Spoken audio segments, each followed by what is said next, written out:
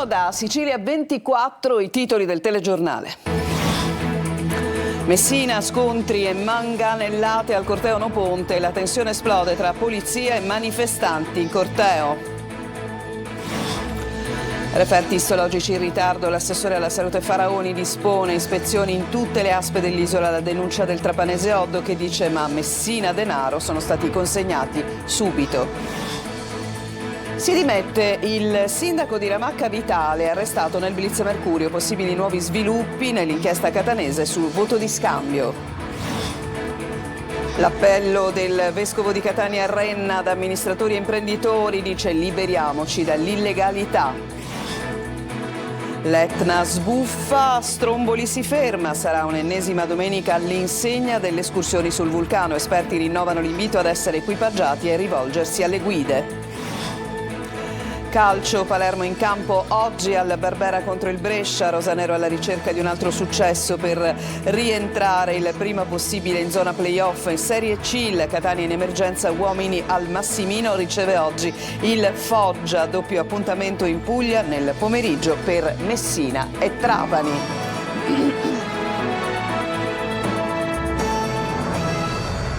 Bentrovati, apriamo il nostro telegiornale con la notizia di un gravissimo incidente stradale la scorsa notte a Catania in via Trieste. Due giovani di 25 e 24 anni a bordo di una moto di grossa cilindrata sono morti nello schianto autonomo intorno all'1:40 del mattino, come riferito dalla Polizia Municipale di Catania. Il conducente, il più giovane delle due persone coinvolte nel sinistro, avrebbe perso il controllo del mezzo a due ruote che procedeva probabilmente a velocità sostenuta, finendo sulla un'auto, quindi finendo la sua corsa su un'auto parcheggiata in strada. La dinamica non è ancora chiara, ma naturalmente di questo grave fatto vi riferiremo nel corso della prossima edizione del nostro telegiornale. Andiamo a Messina, scontri, manganellate al corteo No Ponte, la tensione esplosa tra la polizia e i manifestanti che sfilavano contro la costruzione dell'opera. Francesco Triolo. Momenti di tensione e carica della polizia alla manifestazione No Ponte che si è tenuta a Messina, il momento di maggiore nervosismo quando il corteo ha raggiunto il viale Boccetta dalla via 24 maggio. In quel frangente sono state lanciate un paio di bombe carta contro gli agenti di polizia schierati in assetto antisosmossa insieme a carabinieri e guardie di finanza, che hanno poi effettuato una carica di alleggerimento per disperdere i manifestanti dopo alcuni momenti di tensione.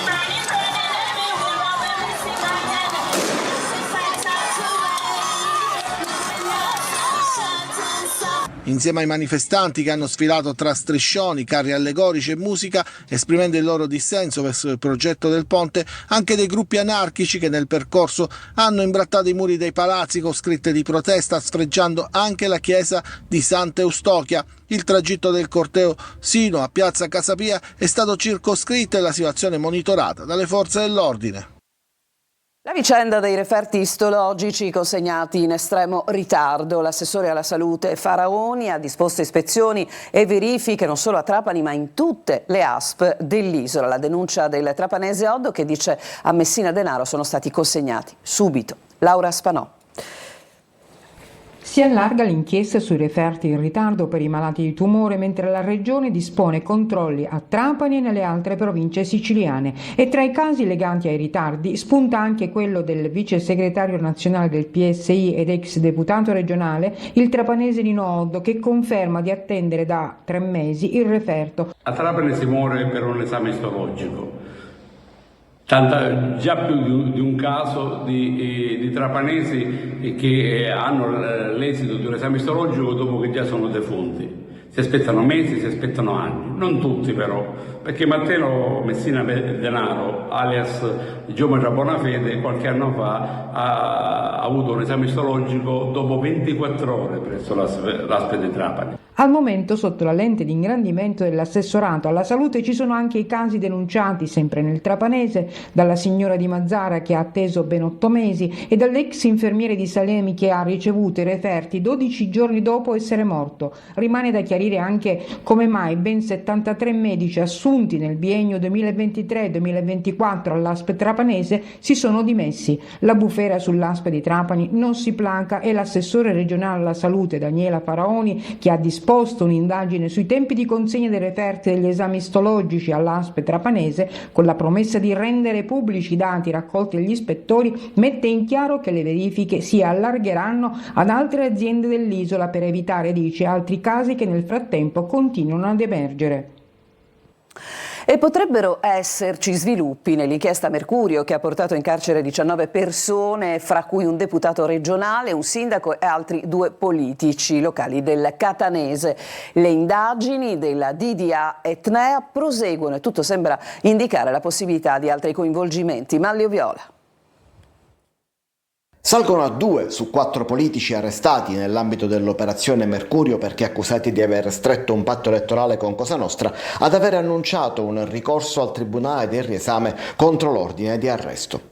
Dopo il deputato regionale Giuseppe Castiglione, anche il sindaco di Ramacca, Nunzio Vitale, rende noto attraverso il proprio difensore, l'avvocato Maria Licata, l'intenzione di presentare un'istanza di scarcerazione. In attesa dell'esito del ricorso, il sindaco, con una lettera inviata al prefetto, al vice sindaco e al presidente del consiglio comunale di Ramacca, si è intanto dimesso dalla carica di primo cittadino dopo aver preso atto del decreto di sospensione che era nel frattempo stato firmato dal prefetto. Il sindaco non è stato però ancora ascoltato dagli inquirenti e chiede di essere interrogato per fornire una diversa ricostruzione dei fatti rispetto a quella investigativa. Intanto continua proprio sul fronte amministrativo locale l'inchiesta della DDA di Catania. Oltre al sindaco di Ramacca, coinvolti ci sono anche il vicepresidente del medesimo consiglio comunale Salvatore Fornaro ed un ex vice sindaco ed ex assessore di Mister Bianco, attualmente consigliere comunale, Matteo Marchese. Dai loro interrogatori di garanzia gli inquirenti puntano a ricostruire gli affari nel territorio e proprio da Ramacca si muove anche la ricerca di un altro deputato regionale che si sarebbe presentato ai boss. Si tratterebbe di un deputato Dem che siede fra gli scranni di Sala d'Ercole, così come l'arrestato Giuseppe Castiglione. Da San Cristoforo, quartiere difficile ed emarginato della città, parte l'appello dell'arcivescovo di Catania Renna affinché politici e imprenditori si liberino finalmente dell'illegalità diffusa. Simona Mazzone. Un appello ricco di dolore e condanna dopo gli ultimi arresti per scambi politico-mafiosi che hanno coinvolto Catania e quello dell'arcivescovo Renna nel suo messaggio alla città.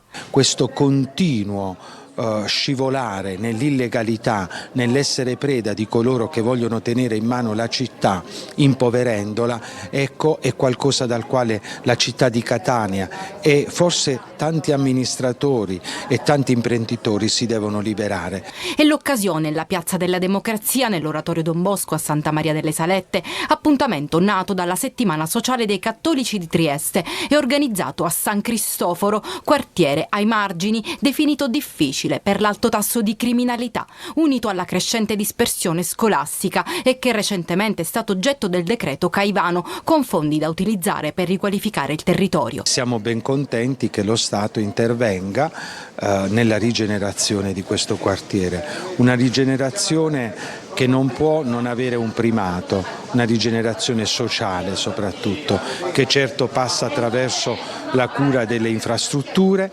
ma anche attraverso la cura delle persone. Nell'occasione è stato presentato il documento Assieme per San Cristoforo, uno studio realizzato tra associazioni, giovani e docenti universitari. Quali sono i contenuti e le finalità? Quello di fare luce sulle potenzialità e le tantissime vocazioni sopite di questo quartiere. Oggi è un'occasione per conoscerne tante di questo tipo. Le testimonianze che vengono messe in campo devono servire a stimolare la messa a terra di tantissime progettualità. Presenti all'incontro famiglie, associazioni e sindacati con gli esponenti territoriali di CGIL, CISL, UIL e UGL.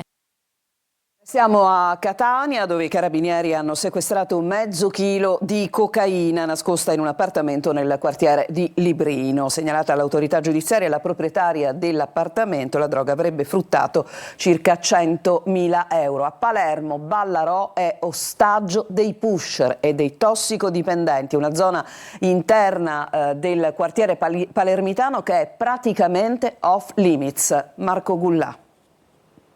A Ballarò c'è il mercato, ci sono i turisti, ci sono i colori.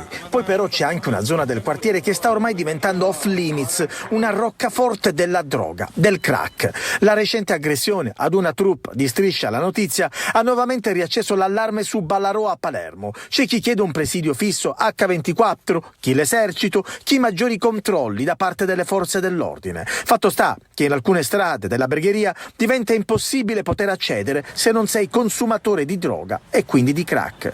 La parte interna di Ballarò è controllata dai pusher, per lo più extracomunitari, che qualche giorno fa hanno anche aggredito la giornalista di Striscia la Notizia e l'assessore comunale Giuliano Forzinetti.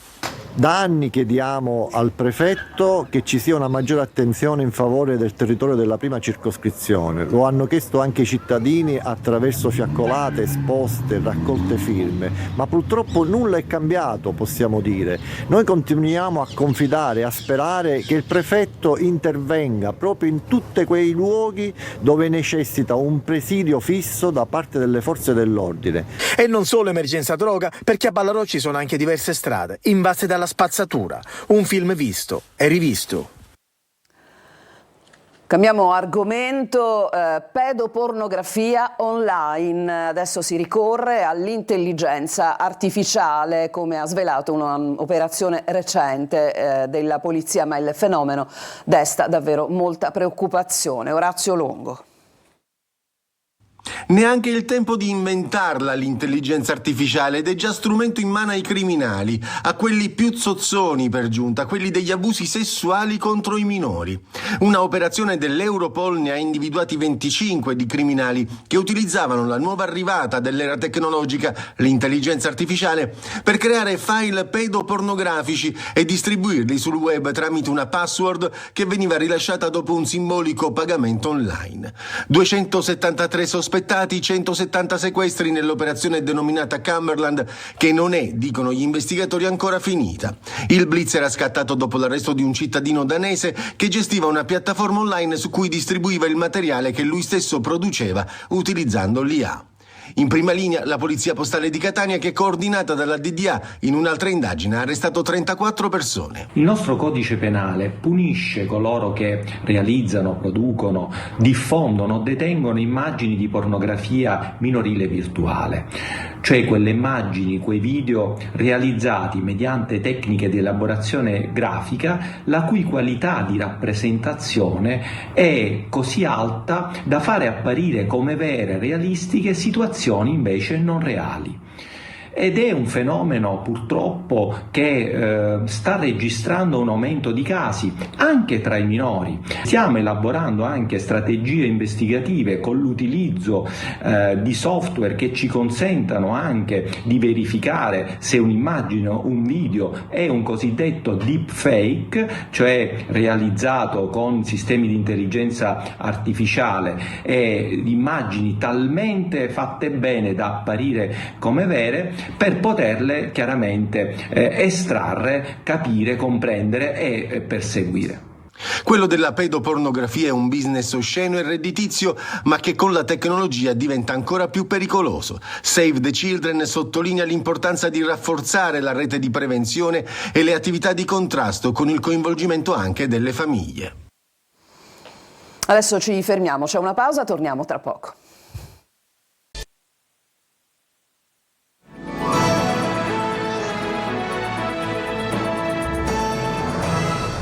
Seconda parte di Sicilia 24, si ferma la colata dello Stromboli, rimane attiva quella dell'Etna. In questi giorni, appunto tra weekend e carnevale, gli esperti raccomandano sempre e comunque la prudenza ai turisti che si recano in alta quota. Orazio Longo. Dopo 2 giorni di fuoriuscita di lava, lo Stromboli ha fermato il trabocco che era alimentato nell'area craterica nord e che si riversava nella zona alta della Sciara del Fuoco. Il flusso si è arrestato ed è in raffreddamento mentre persiste l'ordinaria attività esplosiva a regime variabile in entrambe le aree crateriche, anche se non si registra fuoriuscita di cenere, così il livello d'allerta per le rotte aeree è arancione e non crea difficoltà all'aeroporto di Catania, che è regolarmente operativo. Da un vulcano all'altro l'Etna continua la sua attività iniziata lo scorso 8 febbraio. I vulcanologi dell'INGV hanno potuto osservare la presenza di un piccolo cratere sul fianco meridionale della Bocca Nuova, a 3100 metri, mentre continua l'attività esplosiva dal cratere di sud-est.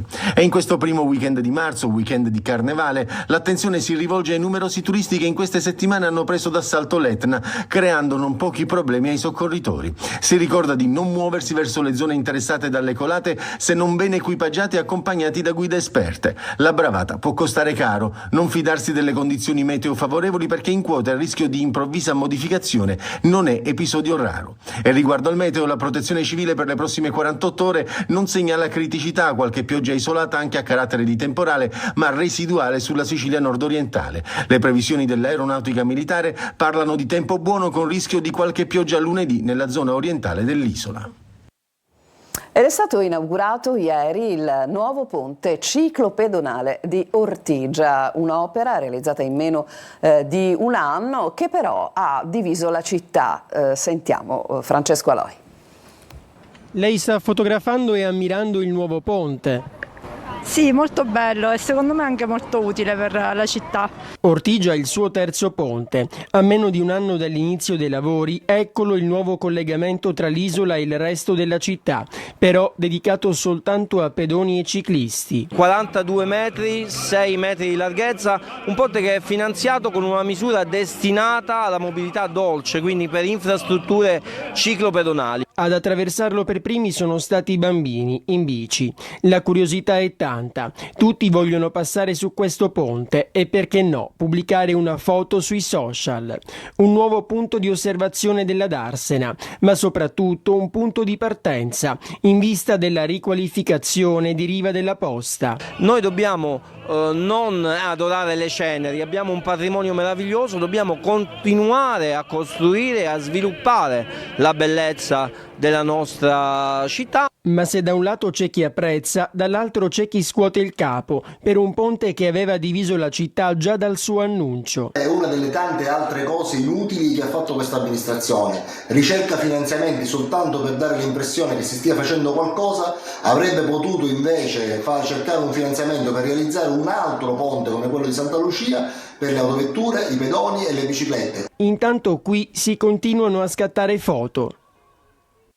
Noi ci fermiamo ancora, tra poco il calcio, cominceremo col Palermo.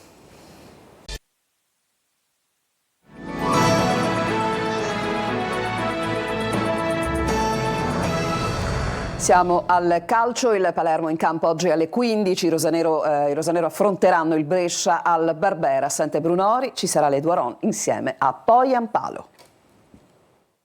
Dopo la vittoria a rotonda sul campo del Cosenza, il Palermo cerca conferma in un match più impegnativo oggi in casa contro il Brescia. I playoff distano sempre 2 punti, ma in questo momento ad occupare l'8° posto in classifica è il Bari e non più il Cesena, che battendo la Salernitana ieri ha raggiunto il 6° posto. Ma il Palermo deve solo pensare a fare punti, a battere quindi il Brescia e mettere pressione alle formazioni davanti. I campionati, da che mondo è mondo, è un luogo comune, ma i luoghi comuni spesso hanno delle verità. I campionati si decidono a marzo, come dicevi tu, quindi ora conta tanto, non conta guardarsi indietro, conta solo sapere dove si è sbagliato per magari cercare di non ripetere gli stessi errori, ma non piangere sul latte versato, sui risultati poco positivi o ho giocato meno bene, ho fatto meno bene.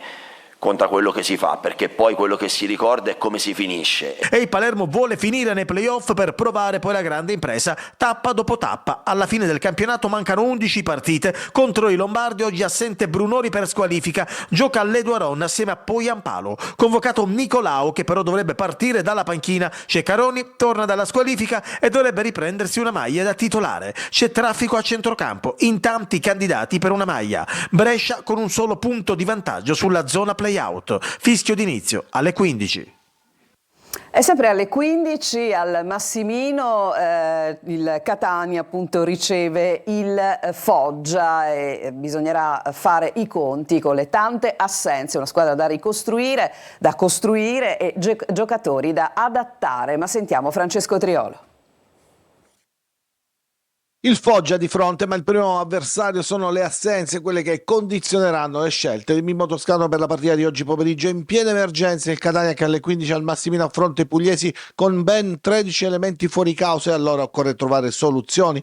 Se non vuole inventarsi formule inedite come il dirottamento a sinistra di Raimo, unico laterale che non lamenta acciacchi, con adattamento di Fresena a destra come nel finale di gara ad Altamura, Toscano ha bisogno di recuperare qualcuno, Anastasio per esempio, che non è al top ma che potrebbe stringere i denti per necessità.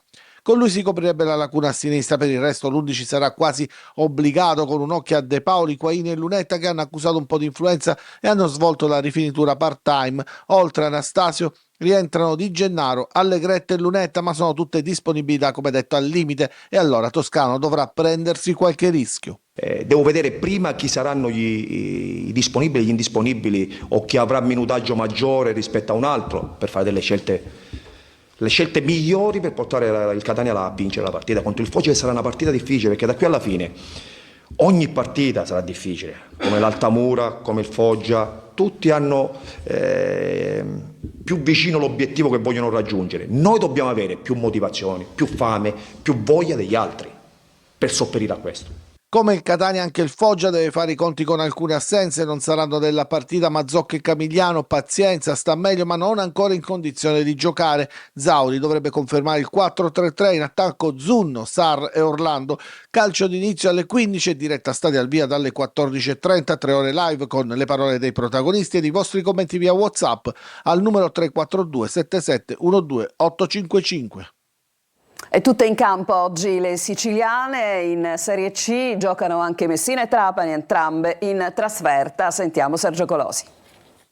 Messina e Trapani in Puglia contro due delle regine del campionato e in cerca di punti pesanti per obiettivi opposti. Le due siciliane archiviato il derby inseguono riscatto come nel caso dei giallorossi o conferme per i Granata. A Banchieri si chiede più coraggio, le penalizzazioni cambieranno in peggio la classifica del Messina e i pareggi non bastano. Gioca dall'inizio l'ex De Sena, poco considerato nei mesi di Monopoli. Maggiore minutaggio anche per Costantino. Sono loro gli uomini che possono sbloccare un attacco che non segna da 3 partite. Assenti Krapicas squalificato, Lie Ingrosso e Chiarella infortunati. Prima presenza in porta per Meli. Messina senza vittoria al Veneziani, ma i biancoverdi terzi hanno ottenuto 2 soli punti nelle ultime 4 giornate. Tra la CR e un futuro sempre più nero spunta Valerio Antonini. Il presidente del Trapani avrebbe telefonato al sindaco Basile e un suo commercialista incontrato sciotto a Giammoro per capire per conto terzi eventuali margini di salvezza del club. Granata attesi a Cerignola da un esame di maturità contro la capolista. I numeri dicono che il quarto tecnico della stagione, Vincenzo Torrente, sembra quello giusto. 10 punti su 12 in campionato e Trapani lanciato. Disponibile Sabatino, ma gli unici cambi riguardano Cioffi, Piovanello e Stenserud, che hanno spezzato l'equilibrio del Franco Scoglio. Con questo servizio si chiude questa edizione di Sicilia 24, prossimo appuntamento alle 14, vi lascio alla rassegna stampa curata oggi da Emanuela Corsi e vi auguro una buona domenica.